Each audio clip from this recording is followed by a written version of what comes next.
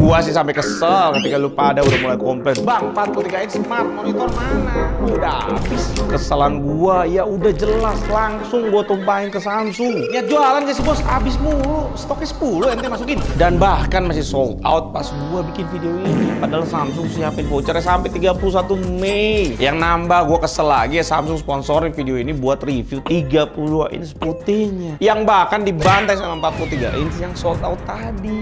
Wah ya, Samsung kebiasaan dah bantai-bantai di dalam karena dia tahu nggak ada saingannya dari brand lain.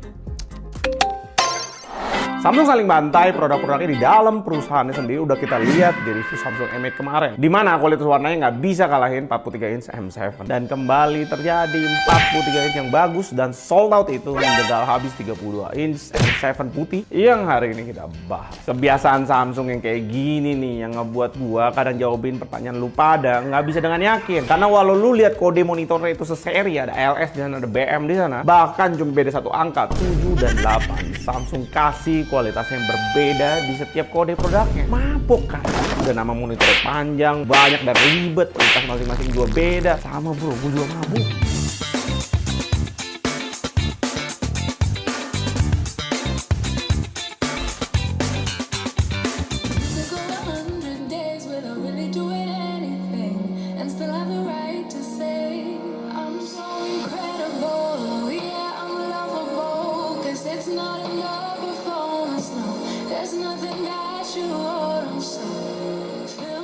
Smart monitor Samsung udah mantep lah speakernya, kenceng gak mendem, kuat kayak speaker TV, bass cukup kecil aja berasa. Tapi sayangnya 32 inch ini agak di stok di volume 100. Saran gue dipakai di 70 atau 80 dan tetap kualitas speaker 32 inch ini dibantai jauh sama 43 inch.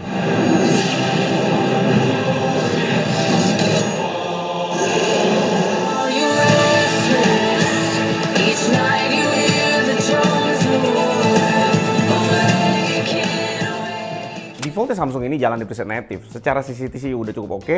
Panel unit gua sedikit aja kebiruan, gamma sendiri udah bagus. Kualitas putihnya itu 11-12 sama 43 inch. Hampir sangat akurat di 6. Default monitornya jalan di sekitar 99% sRGB. Jelas ini beda jauh banget sama M8 atau 43 inch yang punya P3 yang luas. Bedanya 10% di Rec 2020. Tetap posisi paling tinggi, masih dipegang sama monitor resmi dari Samsung juga, A800U. CCTV yang agak kurang di awal, langsung efek ke saturasi dan akurasi sRGB-nya biasa aja di 8. Kualitasnya ini bahkan masih 11-12 sama 43 atau M8, padahal mereka jalan di P3 yang luas yang oversaturated di sRGB. Dan di saturasi dan akurasi PT32 M7 ini mepetin kualitas M8 dan Lenovo L32P30. Udah jelas ini dibantai sama 43 inch. Dan A800U tetap pegang posisi atas. Samsung sediain preset custom, jalan tetap di sRGB, dan preset ini lebih akurat di sRGB karena kalibrasinya lebih baik. Tetap kita bisa lihat 43 inch kasih kualitas yang mirip di 6. Dan ini optimal setting buat 32 inch ini yang bisa lu pakai. Banyak settingan buat nonton yang mesti kalian offin supaya warnanya stabil. Dan full kalibrasi pakai Calman Create Easy Profile bisa bikin monitornya jadi sangat akurat di 5. Kontrasnya sendiri paling bawah dari 2 smart monitor yang gue udah tes, tapi tetap sangat membantai ngelihat kontras panel IPS sekelasnya. Max brightness kualitasnya mirip antara sama M7, jauh dibantai M8 di bagian ini. Minimum brightness bagus, udah di bawah 50 nits, enak diajak pakai di gelap-gelap. Jangan lupa kita singkirin yang tidak penting. Di dalamnya udah ada barang kelengkapan yang ada kabel power, HDMI, dan remote. Remote ini penting buat lu pairing ke monitor yang lo beli, terutama kalau di rumah lu banyak smart monitor Samsung, supaya satu remote ini inputnya kekunci di satu monitor yang di pairing aja, biar infrarednya tuh nggak lari-lari pas kerja. Dan seperti di awal tadi, lu bisa beli monitornya sekitar 4,9 setelah voucher, dan garansi Samsung udah 3 tahun full mengcover semua berikut sama panelnya. Lu aman 3 tahun ke depan. Dan dari data pengetesan tadi udah jelas kalau 32 inch ini langsung dijegal sama 43 inch Samsung sendiri, dan mengangkat lagi 43 inch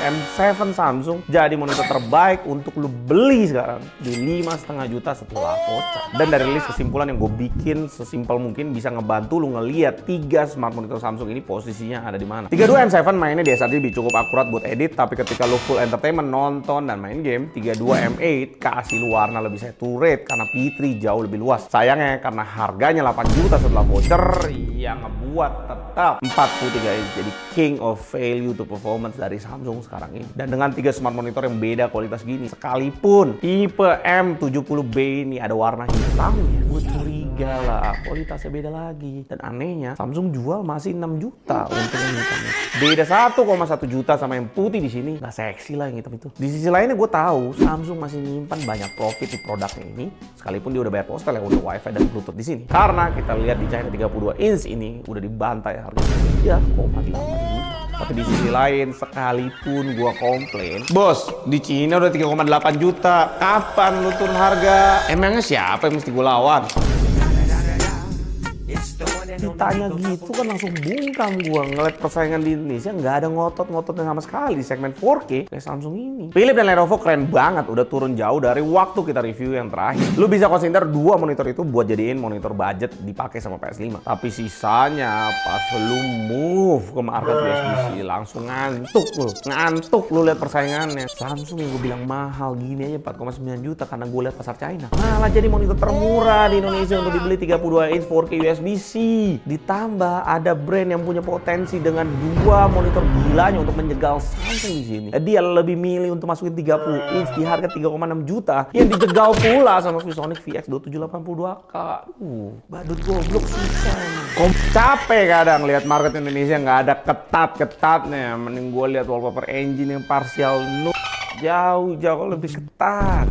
Sementara buat respon time M7 32 inch, nothing special aja di 7. Cukup cepat sebenarnya dibanding banyak monitor 4K lainnya, tapi karena ini panel VA dan 60 Hz juga, nggak ideal untuk competitive shooter kayak Valorant dibanding 170 atau 270 Hz terbaik. Tapi ada satu monitor Samsung yang gila banget untuk respon time buat next video. LS27BG652 2K 240 terbaik, sementara ini di 7,7 juta. Subscribe biar nggak ketinggalan videonya. Dan kalau lo mau lihat betapa goblok ya Xiaomi Indonesia, lo bisa klik 2 monitor dewa yang nggak dimasukin resmi ke Indonesia.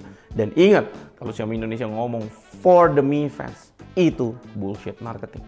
Gue Alun dari GTD, sampai jumpa dan tahu.